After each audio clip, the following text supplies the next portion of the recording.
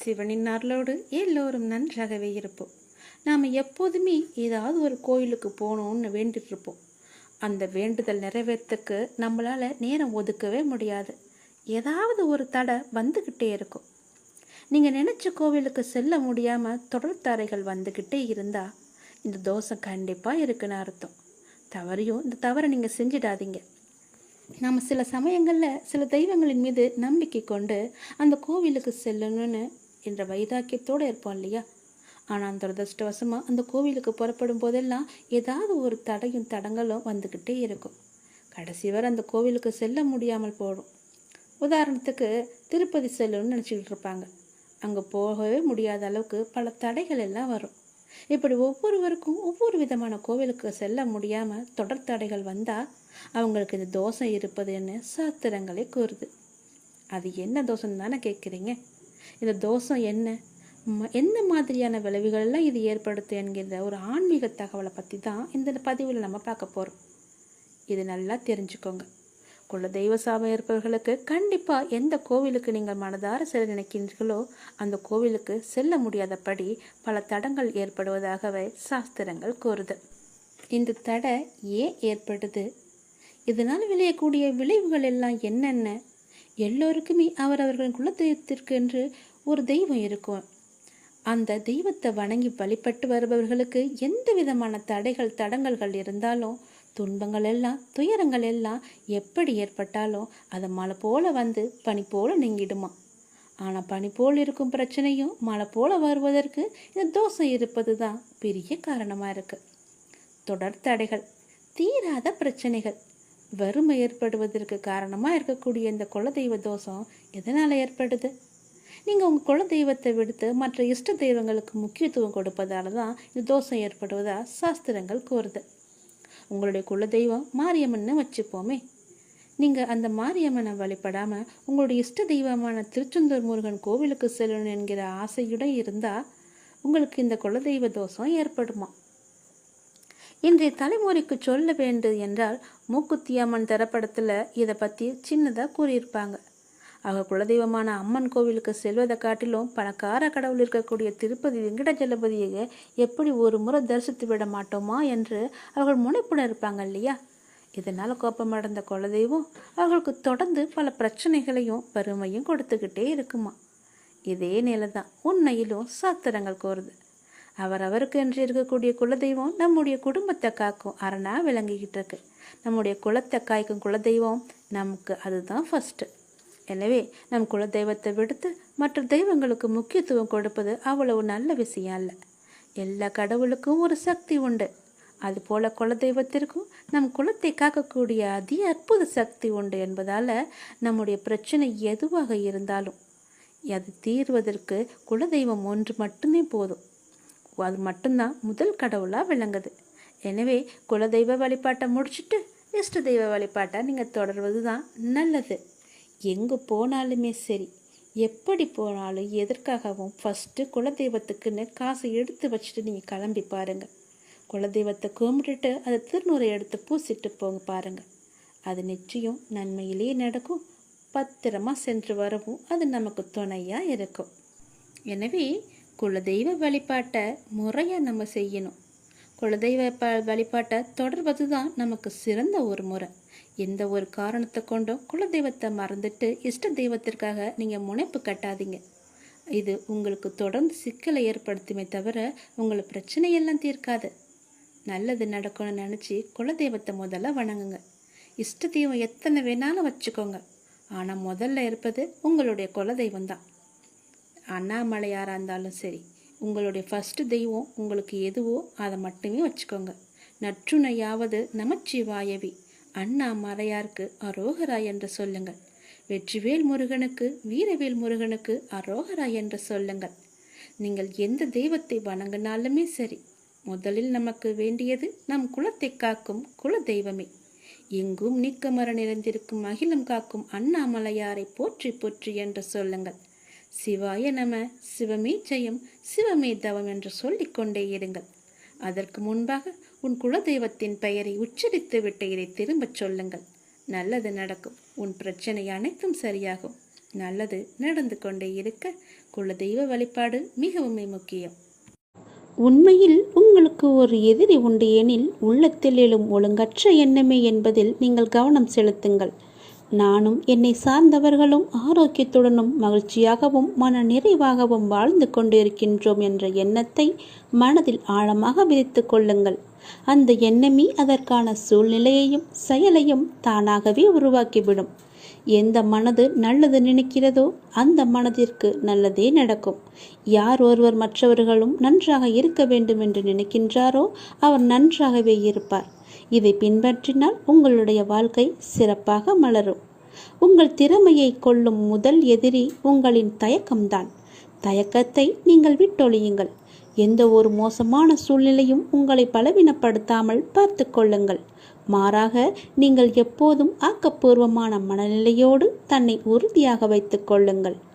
பிடிக்காத விஷயத்தை கண்டு கொள்ளாமலும் வேண்டாத விஷயங்களில் உங்களை கவனம் செலுத்தாமலும் தேவையற்ற கேள்விகளுக்கு பதில் சொல்லாமலும் நீங்கள் இருந்து பாருங்கள். உங்கள் உடலும் மனமும் ஆரோக்கியமாகவே இருக்கும். எந்த ஒரு பிரச்சனையும் உங்களை வந்து நேராது. உங்களுடைய நிம்மதியும் தொலையாது. நீங்கள் எப்பொழுதும் சந்தோஷமாகவே இருக்கலாம். எந்த ஒரு பிரச்சனையும் இன்றி மகிழ்ச்சியாகவே வாழலாம். தேவையற்ற பேச்சுக்களை நீங்கள் குறைத்து கொண்டால், வீண் வாக்குவாதங்களை நீ தவிர்த்து கொண்டால், தேவையற்ற எண்ணங்களை நீங்கள் விலக்கி கொண்டால் எல்லாமே உங்களுக்கு நல்லதாகவே அமையும். உங்களுடைய எதிரியை உங்களுக்கு அருகிலேயே வைத்துக்கொண்டு சுற்றுமுற்றும் பார்ப்பது எதற்காக? நான் சொல்வது புரிகிறதா? அக்கம் பக்கத்தினர் எல்லாம் உன்னை பற்றி தவறாக பேசுகிறார்கள். அவர்கள்தான் என்னுடைய எதிரி என்றும் நினைக்கிறாய். உன்னை சுற்றியுள்ள உறவினர்கள் உன்னை அப்படி பார்க்கிறார்கள். அவர்கள்தான் என் எதிரி என்று பார்க்கிறாய். எல்லாமே தவறு. உன்னுடைய எதிரி வேறு எங்குமே இல்லை. அவர்கள் பேசுவது இயல்புதான். அவர்கள் பேசிவிட்டு போகட்டும். அவர்களையெல்லாம் நீ பெரிதாக எடுத்துக்கொள்ளாதே. உன்னுடைய எதிரி உனக்குள்ளேயே இருக்கிறது. நீ அவர்களையெல்லாம் செவிமடுத்து பார்க்காதே. நீ செவி கொடுத்து பார்க்கும்போதுதான் அவர்கள் உனக்கு தெரிகிறார்கள். செவி கொடுக்காமல் பார், அவர் உன் கண்ணுக்கு தெரிய மாட்டார்கள். அவர்கள் பேசுவது உன் காதுக்கு கேட்காது. நீ உன்னுடைய மனதை மட்டும் எப்பொழுதும் அலைப்பாய விடாமல் தைரியமாக ஒரு நிலையில் வைத்துக்கொள். உன்னுடைய எதிரி மனம் அலைந்து கொண்டிருக்கிறது. அந்த மனதை பிடித்து ஒரு நிலைப்படுத்து. என்னிடம் கொண்டு வா. அதாவது என்னுடைய நாமத்தை நீ ஜபித்து கொண்டே இரு. எவ்வளவு பெரிய துயரமானாலும் துன்பமானாலும் கண்ணிமையில் நொடிப்பது போல ஒரு நொடியில் அந்த துன்பம் எல்லாம் காணாமல் போய்விடும். இது என்னுடைய வாக்கு. நான் சொல்வது நிச்சயமாகவே பலிக்கும். உன் எதிரியை முதலில் நீ அழித்துவிடு. தன்னை உணர்தல். நானே பிரம்மம், நானே ஈஸ்வரன் என்ற நிலையை எய்தி கடமைகளை ஒழுங்காக செய்வதன் மூலம் நம்மளுடைய ஆத்மா பலம் பெறுகிறது. இதற்கும் ஒரு கதை உண்டு. ஒரு நதியில் வெள்ளம் வந்து பாலத்தின் 2 பக்கங்களையும் அடித்து கொண்டு போய்விட்டது. பாலத்தின் நடுவே ஒரு குடும்பம் நின்று தத்தளித்து கொண்டிருந்தது. அதை பார்த்து பரிதாபப்பட்ட ஒரு பணக்காரர் ஒரு ஓடக்காரனை கூப்பிட்டு அவர்களை காப்பாற்றும்படியும் 100 ரூபாய் தருவதாகவும் சொன்னார். ஓடக்காரன் அவர்களை காப்பாற்றினான். 100 ரூபாய் எடுத்து அவர் கொடுத்தார். அவன் இது என் கடமை என்று கூறி பணத்தை வாங்காமல் மறுத்துவிட்டார். இந்த பலன் கருதாத கர்மமே கடமை என்பது நமக்கு. இதை கர்மம் என்பதை விட தர்மம் என்பதும் பொருந்தும். இத்தகைய தர்மம் தலைமாட்டில் நின்று நம்மை காப்பாற்றும். நாம் இன்று செய்யும் தானம் தர்மமே நம்முடைய 7-8 தலைமுறைக்கும் நிச்சயம் நம்மை தலைமாட்டில் இருந்து நிச்சயம் நமக்கு கை கொடுத்து காப்பாற்றும். நான் லண்டனுக்கு போனேன், நான் பாரிஸுக்கு போனேன், அனுபவித்தேன், இதை வாங்கினேன் என்று அகங்காரம் கடைசி காலத்தில் எந்த உதவியையும் செய்யாது. முதலில் இந்த நான் என்ற தன்மையை வென்றவர்கள்தான் பெரிய யோகிகளாக மாறுகிறார்கள். தான் என்ற அகங்காரம் இன்றி வருபவர்கள்தான் பெரிய யோகிகளாக மாறுகிறார்கள். அந்த யோகிகளிடம் இறைவனை வந்து தானாகவே அமர்ந்து விடுவார். தான் என்ற அகம்பாவம் இன்றி வரும் யோகிகளிடம் அந்த இறைவன் வந்து உனக்கு என்ன வேண்டும் என்று கேட்டால் பொன்னை கொடு, பொருளை கொடு என்று கேட்க மாட்டார்கள்.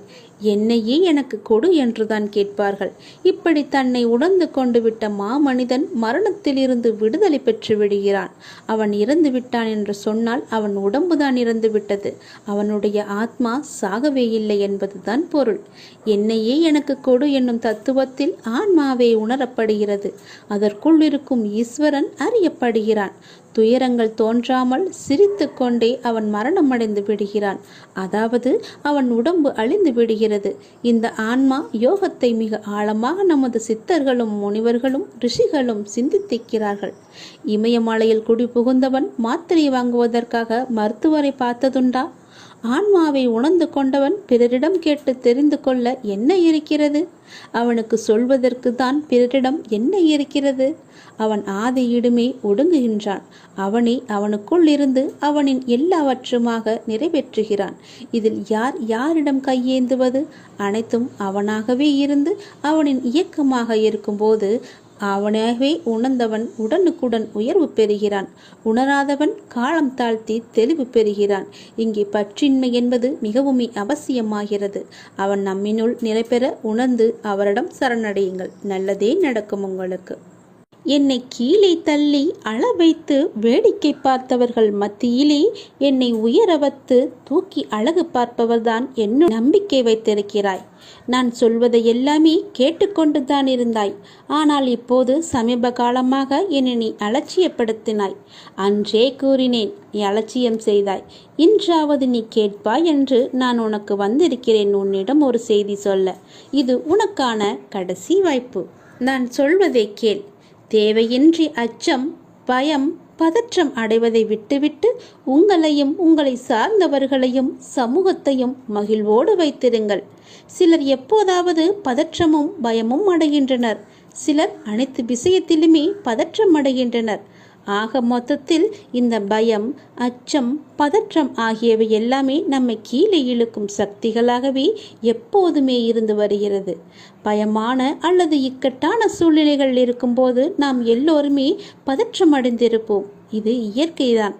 அதே சூழ்நிலைகள் நமக்கு பழகும் போதோ, மாறும் போதோ, அல்லது அதிலிருந்து விலகும் போதோ பதற்றமும் பயமும் நம்மை விட்டு போய்விடுகிறது. இக்கட்டான சூழ்நிலையிலிருந்து விலகிய பின்னும் பதற்றம் தொடர்ந்தே நீடித்தால், சட்டென காரணமில்லாமல் ஏற்பட்டாலோ அல்லது அதன் வீரியம் அதிகரித்தாலோ அல்லது அன்றாட வாழ்க்கை முறையில் பெருமளவில் பாதித்து உடல் மன நலக்கேடுகளை விளைவிக்கிறது. இருந்த போதிலும் ஓரளவு பதற்றம் நல்லதுதான். நமக்கு அன்றாட வாழ்க்கைக்கும் அவசியமானதும் கூட. இது எதிர்பாராத விபத்திலிருந்தோ தாக்குதலிலிருந்தோ நம்மை காப்பாற்றுவது மட்டுமின்றி கவனத்துடன் இருக்க செய்து வேலைகளை திறம்பட செய்ய உதவுவதுடன் சிக்கல்களை சமாளிக்க தூண்டுகோலாகவும் இது இருக்கிறது. ஆனால் எல்லா நேரமும் பதற்றமாக இருக்கும்போது உடல் மன அளவில் பல உபாதைகளை ஏற்படுத்தும் வாய்ப்பும் அதிகமாகவே இருக்கும். எப்பொழுதும் கவலையுடன் இருந்தால் கவனம் செலுத்துவதில் சிரமம் ஏற்படும். எளிதில் எரிச்சல் அடைவது, மன சோர்வு போன்ற மன சிக்கல்களும் ஏற்படும். பதற்றம் காரணமாக வரும் உடல் மன உபாதைகள் எல்லாம் வேறு சில நோய்களுக்கும் பொதுவானவையாகவே மாறிவிடும். எனவே பதற்றம் காரணமாக இந்த உடல் சிக்கல்கள் வரும்போது வேறு ஏதோ நோய் வந்துவிட்டதாக தவறாக கணிக்கக்கூடாது. பதட்டம் என்பது ஒரு மனநோய் என்று. ஆனால் அதை தொடக்கத்திலேயே நாம் கிள்ளி எறிய மறுத்தால் அது மனநோய்க்கு வித்தாகிவிடக்கூடும். உடல் அளவிலும் மனதளவிலும் ஏற்படும் பதற்றத்தின் அறிகுறிகள் எந்த விதமான சூழ்நிலையில் ஏற்படுகிறது, எவ்வளவு நேரம் நீடிக்கிறது, எப்படி சரியாகிறது என்பதில் கவனம் செலுத்த வேண்டும். எப்பொழுதும் தளர்வு நிலையில் இருப்பது, உங்களுக்கு ஏற்படும் மன உளைச்சல், மன அழுத்தத்தின் காரணம் அறிந்து திறம்பட சமாளிப்பது பதற்றத்தை சரி செய்ய உதவும். மெல்லிய இசையை ஒலிக்கவிட்டு கண்களை மூடி இசையினையும் உங்கள் சுவாசத்தையும் மட்டும் கவனித்தவாறு அமர்ந்திருங்கள். நடைப்பயிற்சி, உடற்பயிற்சி, விளையாட்டு, யோகா போன்றவற்றையும் பதற்றம் தணிக்க பெருமுதவும் காரணிகளாக இருக்கிறது. மிகையாக நகைச்சுவை நூல்கள், தன்னம்பிக்கை அளிக்கும் நூல்கள், பொது அறிவை மேம்படுத்தும் நூல்கள் அல்லது இவை தொடர்பான வலைத்தளங்களை நீங்கள் பார்வையிடுங்கள். பதற்றம் தொடர்ந்து அதிகமாக இருந்தால் நீங்கள் மருத்துவரை சென்று அணுகக்கூட நேரிடும். மருத்துவர்கள் தவிர மனதத்துவ மருத்துவரையும் அணுகி ஆலோசனை பெறுங்கள். இல்லையென்றால் நான் சொல்வதை நீங்கள் கேட்டு அதன்படி நடந்து கொள்ளுங்கள். என்னை நீ அலட்சியம் செய்கிறாய், அதனால்தான் இவ்வளவும் உனக்கு. இன்றாவது நீ கேள், நான் சொல்வது போல செய். இதுதான் உனக்கான கடைசி வாய்ப்பாக நான் சொல்கிறேன். இன்றோடு இன்றோடு உன் போராட்ட வாழ்வுக்கு முடிவுக்கு வந்துவிடும். நீ கவலையப்படாதே. இதை நீ ஒரே ஒரு முறை கேட்டால் என்றால் உன்னுடைய வாழ்வு இன்பமயமாக மாறும். உன் போராட்டம் எல்லாமே முடிவுக்கு வந்துவிடும். இது என்னுடைய சத்திய பிரமாணம். நீங்கள் முன்னேறுங்கள். கடவுள் மீதும் நம்பிக்கை வையுங்கள். உங்கள் மீதும் நம்பிக்கை வையுங்கள். எல்லாம் என் நன்மைக்கே நடக்கிறது என்று நம்பிக்கையுடன் சொல்லுங்கள். நம்பிக்கையுடன் உங்களுக்கு நீங்களே நினைவுபடுத்திக் கொள்ளுங்கள். தெய்வீக திட்டத்தில் அளவற்ற புத்திசாலித்தனம் இருக்கிறது. கடந்த காலத்தை பற்றி தொடர்ந்து யோசிக்காதீர்கள். எதிர்காலத்தை பற்றி அதிகமாக நீங்கள் கவலைப்படாதீர்கள். நடப்பது எல்லாம் நன்மையாகவே நடக்கும். அதனுடைய போக்கிலேயே நடக்கும். எதிர்காலத்தை பற்றி நினைத்து கொண்டு நிகழ்காலத்தை நீங்கள் வாழ விட்டு மறந்து விடாதீர்கள். நிகழ்காலத்திலேயே நீங்கள் வாழ்ந்து விடுங்கள். உங்கள் விதிக்கு நீங்களே சிற்பியாக இருங்கள். எப்போதும் நேர்மையாக சிந்தித்து சிறந்த சுய முயற்சியை நீங்கள் மேற்கொள்ளுங்கள். தனக்கு உதவி செய்பவர்களுக்கு கடவுள் நிச்சயம் உதவுவார். நீங்கள் நேர்மையுடன் மனதில் எந்த ஒரு தவறான குறிக்கோளும் இல்லாமல் செய்யும் முயற்சிகள் அனைத்துமே வெற்றி பெறும். எல்லா வளங்களும் தானாகவே ஒன்றின் பின் ஒன்றாக உங்களை நோக்கி வரும். உங்களுடைய துன்பத் துயரங்கள் எல்லாமே தானாகவே பனி போல ஓடிவிடும். அன்பு, பணிவு மற்றும் இரக்கத்துடன் உங்கள் வாழ்க்கையை நீங்கள் முழுமையாக வாழுங்கள். உங்கள் வாழ்க்கையை தலைச்சிறந்த படைப்பாக்குங்கள். உங்கள் வாழ்க்கையை பற்றி எல்லோரும் பேசும்படி செய்யுங்கள். அவர் எவ்வளவு கஷ்டப்பட்டு முன்னேறி வந்திருக்கிறார், அவரை போல எல்லோரும் இருக்க வேண்டும் என்று ஊரார் பேசும்படி மெய்ச்சித்து வாழ பாருங்கள். நேர்மையுடன் நீங்கள் முயற்சி செய்யுங்கள். உங்களுடைய முயற்சி எல்லாமே தானாகவே வெற்றி பெறும். அந்த வெற்றியிலிருந்து தான் உன்னுடைய வாழ்வும் வளம் பெறும். உன்னுடைய வாழ்க்கையில் பல விதமான நல்ல நல்ல மாறுதல்கள் எல்லாம் ஏற்படும். பல விதங்களில் உனக்கு எல்லாமே நல்லதாகவே நடக்கும். பல வழிகளில் உனக்கு பணமும் கிடைக்கும். அந்த வெற்றியை நோக்கி நீ சென்று கொண்டே இரு. நீ மற்றவர்களுக்கு உன்னால் முடிந்த தான தர்மங்களை செய்யும் போது கடவுள் உன்னுடனேயே தானாக வந்து விடுவார். யாரும் கேட்காத போது நீயாக சென்று உதவு. அவரின் கஷ்டம் அறிந்து அவருக்கு நீ உதவிப்பார். கடவுள் உன் கஷ்டம் அறிந்து உனக்கு உதவ முன்னோக்கி வருவார். அவரே எல்லா பிரச்சனையையும் தீர்த்து வைப்பார். உன்னால் முடிந்த உதவியை மட்டும் எல்லோருக்கும் செய்துவிடு. இன்றோடு உன் போராட்ட வாழ்வு எல்லாமே ஒரு முடிவுக்கு வரும் என்று சொன்னேன் அல்லவா? அது சத்தியமாகவே நடக்கும். என் மீது சத்தியமாகவே நடக்கும். இதை நீ ஒரு முறை கேட்டு அதன்படி நடந்து கொள். எல்லாமே உனக்காக சொல்லப்பட்டது. உன்னுடைய பிரச்சனைக்காக, தீர்வுக்காக சொல்லப்பட்டது. இதை நீ செய், நல்லது நடக்கும். ஆர்வமும் சிந்தையும் உள்ள பக்தர்களின் விருத்தியில் நான் இருந்து கொண்டே அவர்களின் தொன்று தொட்டு இருக்கும் அடர்ந்த அஞ்ஞானமாகிய இருளை என்னுடைய கருணையினால் மிக்க ஒளியுடன் விளங்கும் விவேகம் என்னும் ஞான தீபத்தினால் முற்றும் நாசமடையும்படி நான் செய்வேன் என்று நீ உணர்ந்து கொள். நல்லது ஒன்றை அடைய வேண்டுமென்ற சிரத்தை ஒருவனுக்கு இருந்தாலே அவனிடம் இறைவன் குடிக்கொண்டிருக்கிறான் என்று பொருள். இல்லையென்றால் அவனுக்கு மேற்கொண்டு என்ன செய்ய வேண்டும் என்பது கூட தோன்றாமல் இருக்கலாம். ஆதலால் நாம் செய்யும் ஒவ்வொரு செயலின் பின்னணியிலும் இறைவன் இருக்கிறான் என்று நம்புபவனுக்கே பிரபஞ்சமும் அதன் இயக்கங்களும் ஒவ்வொன்றாக புரிய வரும். அது மட்டுமல்லாது அண்டத்தில் உள்ளதுதான் பிண்டமாகிய நம்முள்ளும் இருக்கிறது என்ற இறுதி உண்மையும் உனக்கு தெரிய வரும். செய்யும் தொழிலே தெய்வம் என்று அப்படி செயல்புரிபவனுக்கு தொன்று தொட்டு விளங்கும் அறியாமை என்னும் இருளை போக்கி ஞானத்தை நான் வழிய வந்து தந்து விடுவேன் என்று பகவான் கிருஷ்ணன் நமக்கு உத்தரவாதம் தந்திருக்கிறார். அந்த ஞானம் அடைந்தவனுக்கு வேறு எந்த பாதையிலும் செல்வதற்கு தோன்றாது. அவருடைய பாதத்தையே அவர் பிடித்து கொள்வார்கள். தன்னுடைய மனப்போக்கை மாற்றுவதால் தன்னுடைய வாழ்க்கையை மாற்ற முடியும் என்று கண்டுபிடிப்புதான் என் தலைமுறையின் மாபெரு கண்டுபிடிப்பும். எதிர்த்து சண்டையிடுவதற்கு அதிக புத்திசாலித்தனம் தேவையில்லை. புரிந்து கொண்டு விட்டு கொடுப்பதற்கு தான் அதிக புத்திசாலித்தனம் தேவைப்படுகிறது. அனுசரித்து போவதும் அமைதியாக இருப்பதும் மனித வாழ்க்கையின் நிம்மதிக்கான முக்கியமான மந்திரம். நெற்றியை காயப்படுத்துவதை விட முதுகை வளைத்துச் செல்வது எவ்வளவு நல்லது. பேசுவது திறமையல்ல, தனது பேச்சால் யாருக்கும் எந்த பாதிப்பும் வராமல் பேசுவதே திறமை. கோபத்தில் ஒரு முறை விட்ட வார்த்தைகளை மறுமுறை சரி செய்ய முடியாது. அப்படி முயன்றால் அது ஓட்டையான குடத்தில் தண்ணீர் நிரப்புவதற்கு சமம். நல்ல புரிதல் உள்ளவர்களுக்கு சொல்ல தேவையில்லை, புரியாதவர்களுக்கு எவ்வளவு சொல்லியும் பயனில்லை. ஒரு இடத்தில் எப்படி பேச வேண்டும் என்று கற்றுத்தர நிறைய பேர் இருக்கிறார்கள். ஏன் பேசாமல் இருக்க வேண்டும் என்று கற்றுத்தர வாழ்க்கை மட்டுமே நமக்கு இருக்கின்றது.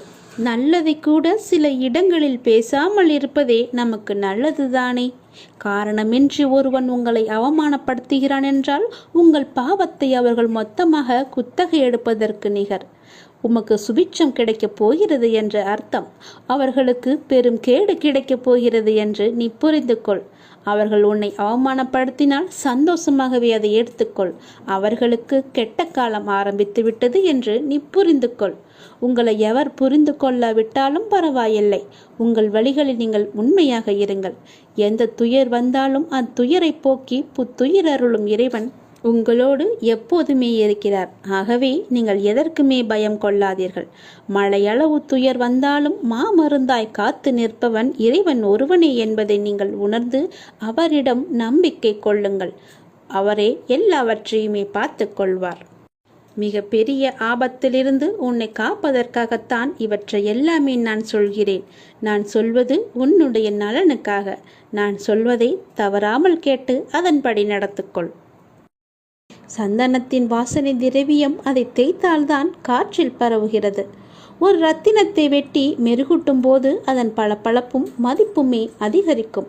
வெடி உலைகளில் தங்கத்தின் மினுமினுப்பு அதிகரிக்கும். துன்பத் தீயில் இருந்து கண்ணீர் சிந்தும் போதுதான் மனிதன் சுத்திகரிக்கப்படுகிறான்.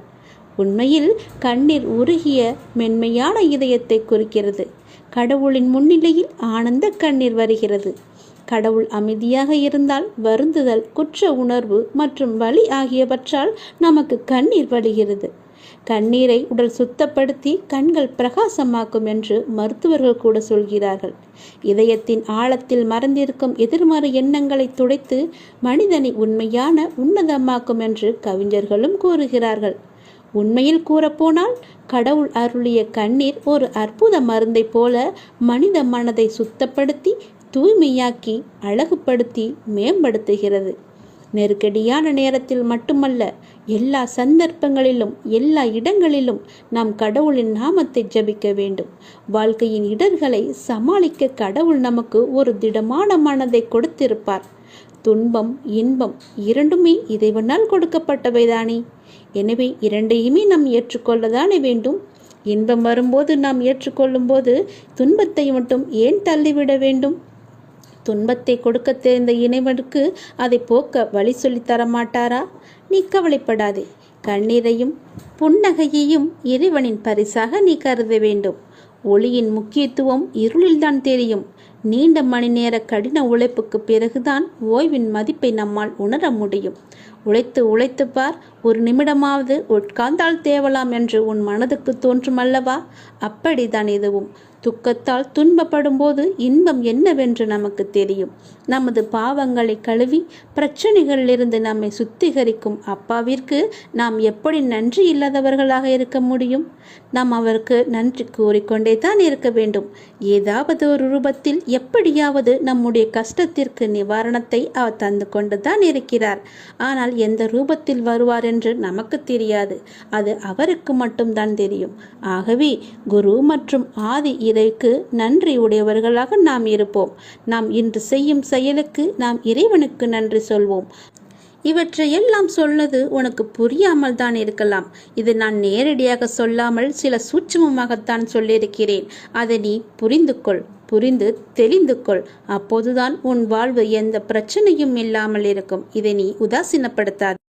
நம் மனிதராக பிறந்த அனைவருக்குமே சுதந்திரம் இருக்கிறது. சுதந்திரம் என்றால் என்ன?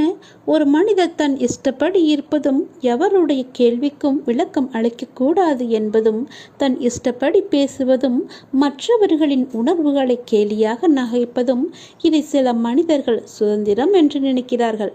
உண்மையான சுதந்திரம் என்றால் ஒரு ஆன்மா இந்த உலகில் உயிர் வாழ நிறைய விஷயங்கள் தேவையாக இருக்கிறது. அதில் வாழும் முறை என்பது மிக முக்கியமான விஷயம். ஆன்மாவுக்கு எல்லா பக்குவங்களும் இருக்கும். ஆனால் மனித உடலில் இருக்கும் ஆன்மா வெளியில் தன்னை உணர்ந்து காட்ட மிக அதிகமான பக்குவம் தேவை. அதற்கு சுதந்திரமான முறை மட்டுமே பக்குவத்தை போதைக்கும். ஒவ்வொருவருக்கும் ஒவ்வொரு கனவுகள் இருக்கும். அதை நிறைவேற்ற தனியாக பயணிக்க நேரம், தருணம், சுதந்திரம் என்ற சிறகுகள் இருந்தால் மட்டுமே நம்மால் பயணிக்க முடியும். ஒரு குழந்தையாய் ஒரு ஆன்மா இருக்கும்போது, அது எழுந்து நடக்க பயிலும் போது பெற்றோர்கள் சொல்லிக் கொடுக்கிறார்கள். அந்த குழந்தை தன் கால்களால் முயன்று நடக்கும். அப்போது குழந்தை நடக்கட்டும் என்ற சுதந்திரத்தை கொடுப்பார்கள். அப்போது தன்னால் முயன்று எழுந்து நடக்க முடியும் என்ற எண்ணத்தில் நாளடைவில் அது இன்னும் அதிகமாக வேண்டும் என்று எண்ணுவார்கள். இதை வாங்கி தருகிறேன், அதை வாங்கி தருகிறேன் என்று கூறுவதை காட்டிலும் உன் சொந்த கால்களில் நின்று நிறைவேற்று என்று சொல்லுங்கள்.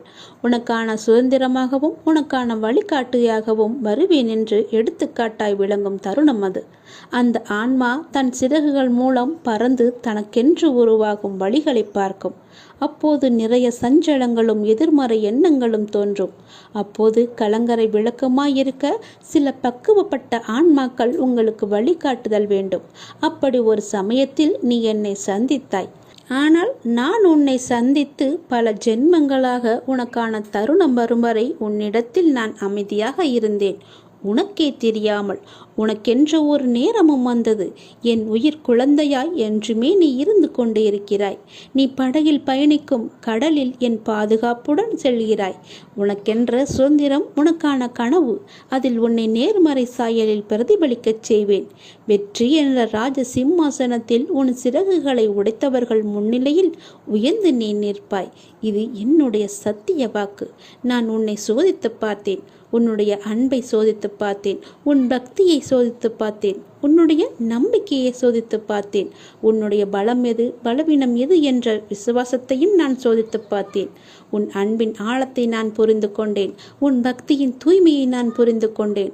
உன்னுடைய பலம் மற்றும் விசுவாசத்தையும் எவ்வளவு உன்னதமானது என்பதையும் நான் அறிந்து கொண்டேன்.